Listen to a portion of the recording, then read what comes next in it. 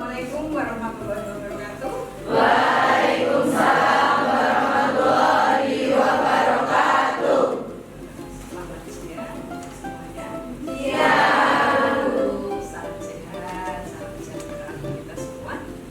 Bagaimana kabar semuanya? Baik. Alhamdulillah. Untuk itu marilah kita senantiasa memanjatkan puji syukur kehadiran Allah Subhanahu wa Ta'ala yang telah melimpahkan kepada kita rahmat nikmat dalam bentuk kesehatan, keselamatan, dan keseimbangan ini. Dan untuk melanjutkan perkuliahan mata kuliah promosi kesehatan dengan tema adalah merancang penyuluhan kesehatan atau menyusun satuan acara penyuluhan atau SAP. Namun sebelum kita melanjutkan pembahasan ini, marilah kita sama-sama memanjatkan doa semoga apa yang kita laksanakan berjalan dengan lancar dan mudah-mudahan. Doa kita selamat.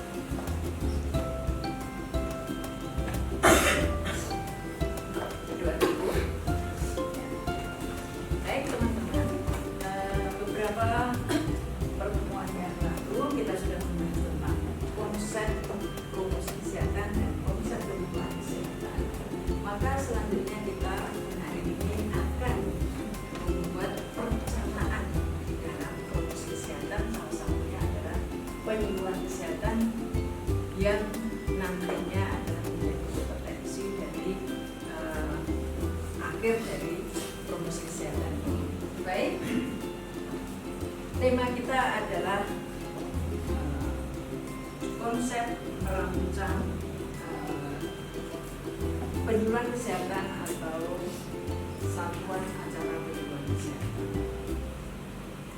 Adapun tujuan atau capaian pembelajaran dari mata kuliah ini bahwa setelah pertemuan ini nanti mahasiswa mampu mengembangkan atau menyusun satuan acara penyuluhan kesehatan sesuai dengan standar operasional indikator dari SAP tadi.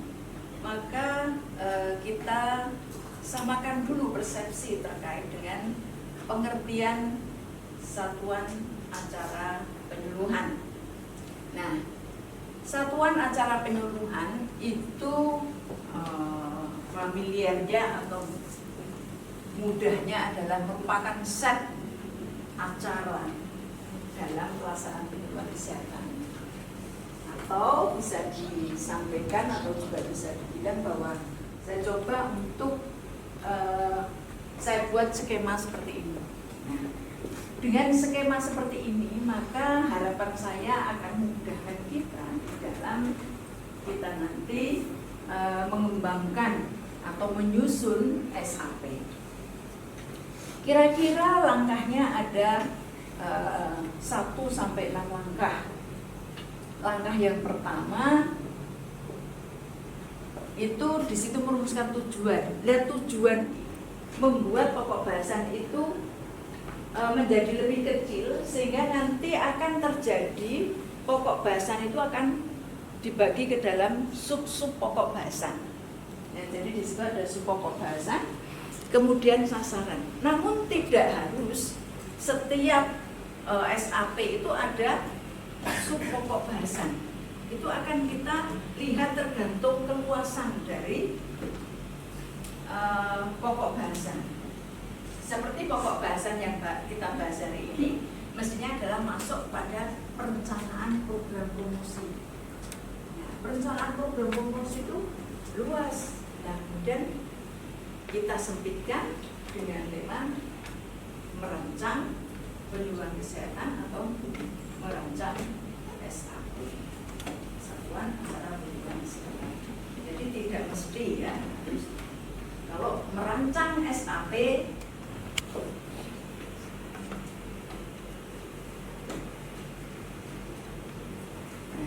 tujuan umum itu menggunakan kata kerja yang masif. Contohnya adalah memahami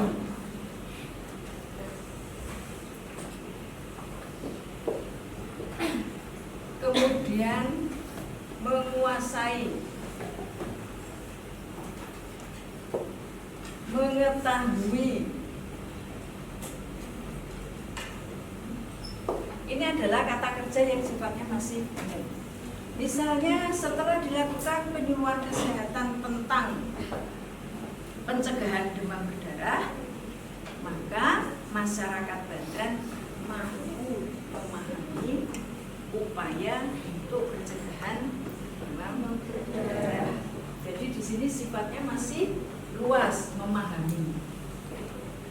Setelah diberikan penyuluhan kesehatan tentang cara penanganan diare pada anak balita,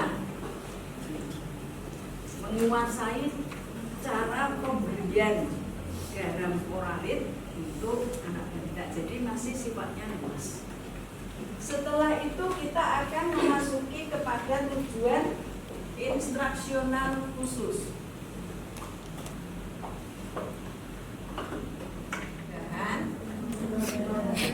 Demam berdarah.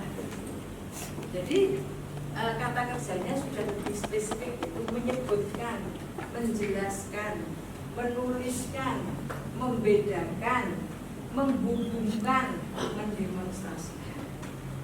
Jadi sudah lebih spesifik lagi. Ya, di sini sudah jelas bisa diukur.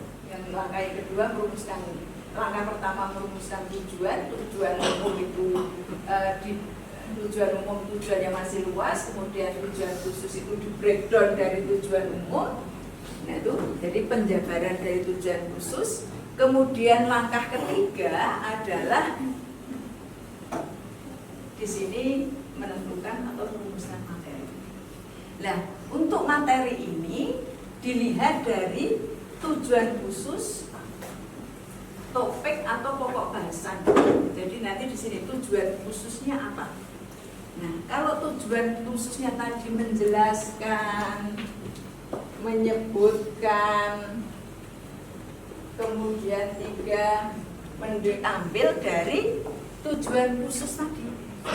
Tujuan khusus tadi ditarik. Jadi apa materinya? Materinya berarti tentang pengertian demam berdarah, tanda-tanda demam berdarah, penyebab demam berdarah. Jadi itu di breakdown dari tujuan khusus, diambil dari tujuan khusus.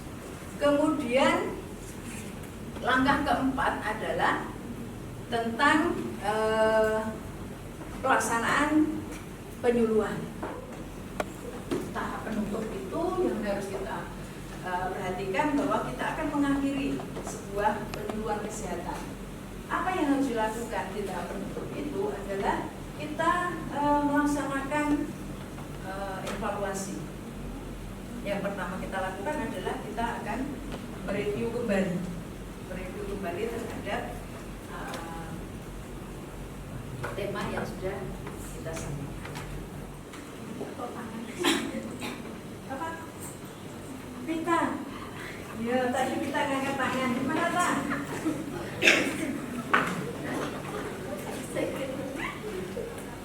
Ayo. Sakit sekali.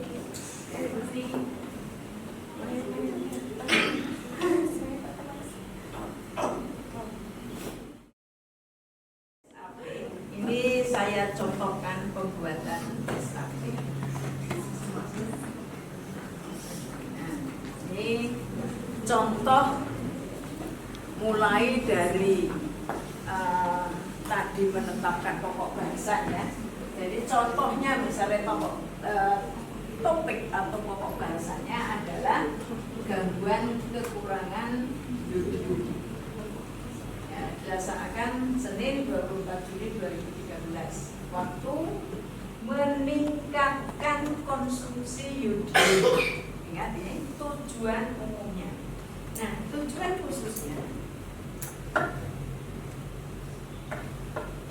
khususnya adalah ini di breakdown dari tujuan.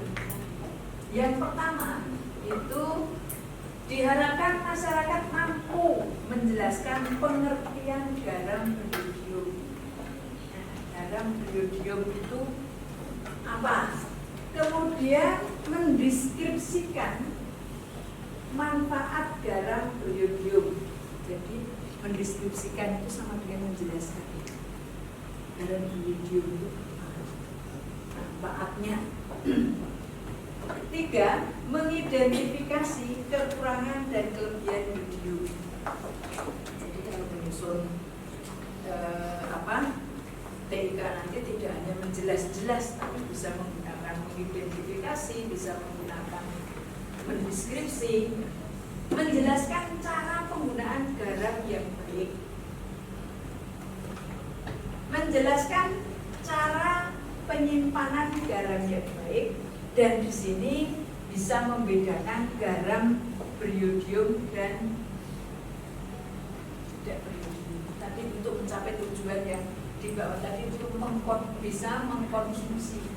Kalau dia tidak bisa memilih kan tidak bisa mengkonsumsi. Oke.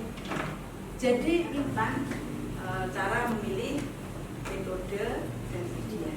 Sekarang kita masih membahas tentang bagaimana menyusun SAP dari pokok bahasan, subpokok bahasan, tujuan umum dan tujuan khusus.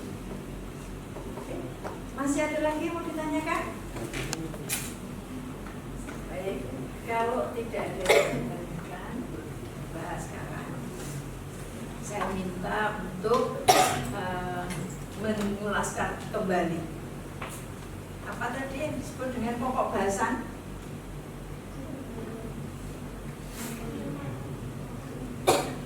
Apa? Tema atau topik penyuluhan. Nah, topik atau tema penyuluhan. Kemudian, apa itu tujuan?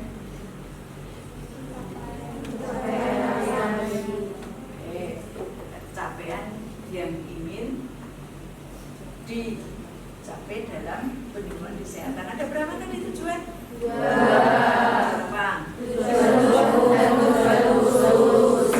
Tujuan umum bersifat masih luas, masih harus dispesifikkan. Kemudian tujuan khusus sudah spesifik dan menggunakan kata kerja operasi yang bisa diukur atau di objektif. Kemudian dalam menyusun SAP juga harus setelah menyusun tujuan umum dan khusus, kemudian menetapkan materi. Materi diambil dari mana? Setelah itu kita menetapkan kegiatan belajar mengajar yang tadi ada komponennya. Kemudian setelah kita menetapkan kegiatan belajar mengajar, di dalam proses itu harus ada apa? Untuk mempermudah ada metode dan media yang sesuai dengan pokok bahasa. Oke. Kemudian selanjutnya kita akan terakhir apa? Dalam merancang menyusun Oke. Ada pertanyaan lagi atau ada yang mau didiskusikan? Baik, kalau tidak ada yang mau didiskusikan sesuai dengan program waktu, maka pertemuan ini akan kita akhiri, akan kita lanjutkan untuk pertemuan berikutnya, yaitu dengan pokok bahasan menentukan metode dan media. Terima kasih, selamat melanjutkan aktivitas, salam sehat selalu. Kita akhiri dengan alhamdulillah bersama-sama.